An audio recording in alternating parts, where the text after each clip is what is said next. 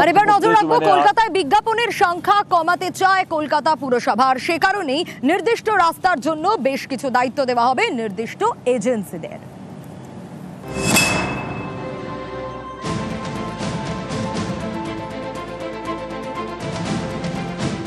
কলকাতা ভালোবাসা, রাজনীতি, সংস্কৃতি আর খেলার শহর। অলিগলিতে ব্যস্ততা, রাস্তায় লেখা ইতিহাসের কথা। এ শহরের মুখ ঢাকছে বিজ্ঞাপনে। কলকাতার গায়ে সাঁটানো বিজ্ঞাপনের সংখ্যা দিন দিন বাড়ছে। এতে লাগাম টানতে চাইছে কলকাতা পুরসভা। শহরের যেখানে সেখানে খেয়াল খুশি মতো আর বিজ্ঞাপন নয়। পুরসভার সিদ্ধান্ত, কলকাতার একটা রাস্তার জন্য একটা অ্যাড এজেন্সি। কোথায় কত বড় বিজ্ঞাপন লাগানো যাবে সেটা ঠিক করবে পুরসভা। পুরসভা মনে করছে এতে বেআইনি হোর্ডিং এর সংখ্যাও কমবে।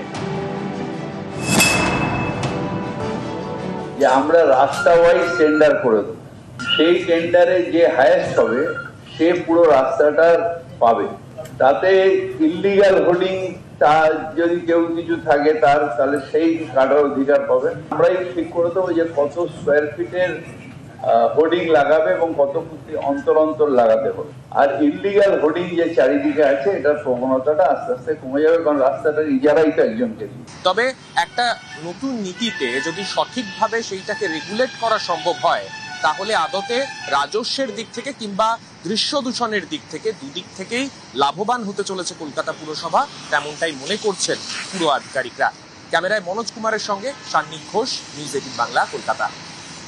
কেন্দ্রকে কোণঠাসা করতে এবার কৌশল। সোনিয়া গান্ধীর ডাকে এবার বৈঠক হতে চলেছে ইন্ডি জোটের। নজর রাখবো সেই খবরের দিকে। আরো একবার জানাবো আপনাদের, কেন্দ্রকে কোণঠাসা করতে এবার কৌশল নেওয়া হচ্ছে। 24 রাজনৈতিক দল তারা হাজির থাকবেন এই বৈঠকে বলে জানা যাচ্ছে, এবং এখনো পর্যন্ত যে আপডেট পাওয়া যাচ্ছে তাতে সোনিয়া গান্ধীর আমন্ত্রণে এই ইন্ডিয়া জোটের বৈঠক। ইন্ডিয়া বৈঠকে ভার্চুয়ালি যোগ দেবেন অভিষেক বন্দ্যোপাধ্যায়, এবং মূল 8টি ইস্যুতে কেন্দ্রকে চেপে ধরতে একমত সদস্যরা।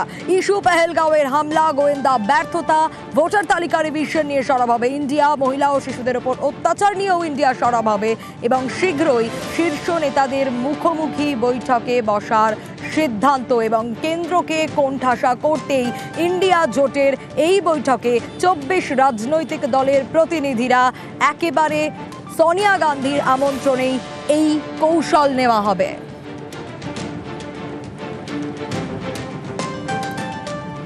मुख्य मुद्दे जो मैंने 8 बताए ये सब उठने हैं। सबसे पहले हमें पहलगाम ऑपरेशन सिंदूर उठाना है, बिहार का उठाना है कि ये सरकार का नाम ही भ्रष्टाचारी जनता पार्टी है। तो वो तो जब आएगा मुद्दा, जो भी मुद्दे आएंगे उसमें भ्रष्टाचार रहेगा। भ्रष्टाचार कोई विषय तो नहीं है ऐसा कि हम भ्रष्टाचार पे चर्चा करें। जो मुद्दे होंगे उनमें जो भ्रष्टाचार इन्वॉल्व होगा, अब मैंने इलेक्शन कमीशन का जो भ्रष्टाचार बिहार को लेकर SIR में ही भ्रष्टाचारी तो है, इसे उठाएंगे।